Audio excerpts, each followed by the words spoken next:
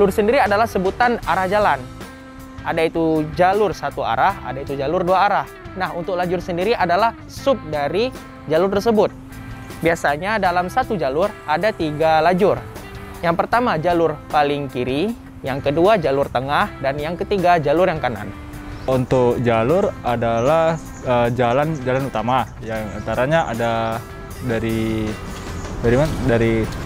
depan maupun belakang. Nah, yang kalau untuk lajurnya itu ada di kiri dan kanan, dia terbagi dari 2.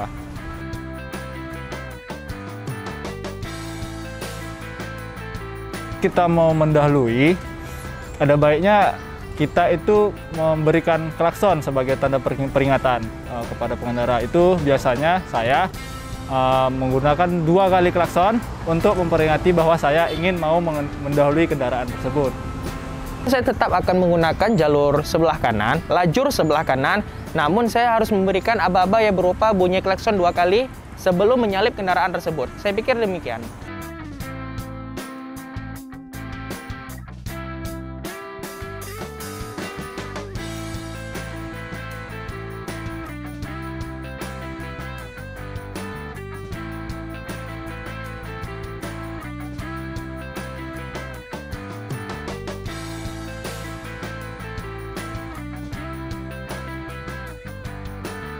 Kami di koridor 5 sering untuk di daerah Berawi Kelambuk, satu jalurnya sempit jalannya.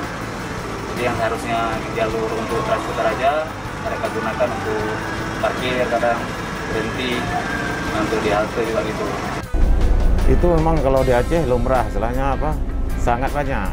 Nah, jadi kalau kita ambil jalur kiri terus, kita nggak bisa lewat. Nggak dengar ataupun apa istilahnya asal-asal emang nggak mau minggir ya. Nah, malahan kalau kita paksa klakson ada yang marah.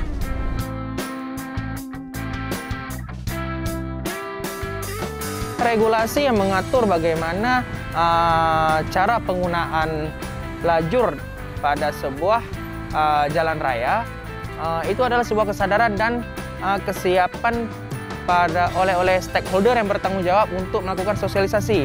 Nah, pada yang saya yakini penjelasan tentang lalu lintas itu sangat kurang dijelaskan ketika dalam tingkat-tingkat siswa SMA, yang dimana biasanya pada umumnya siswa SMA tersebut sudah mulai membawa kendaraan pribadi ketika hendak ke sekolah. Jadi saya pikir mereka harus mengerti bagaimana fungsi dari sebuah jalur dan bagaimana pembagian lajur di sebuah jalan raya, baik itu untuk satu arah ataupun untuk 2 arah.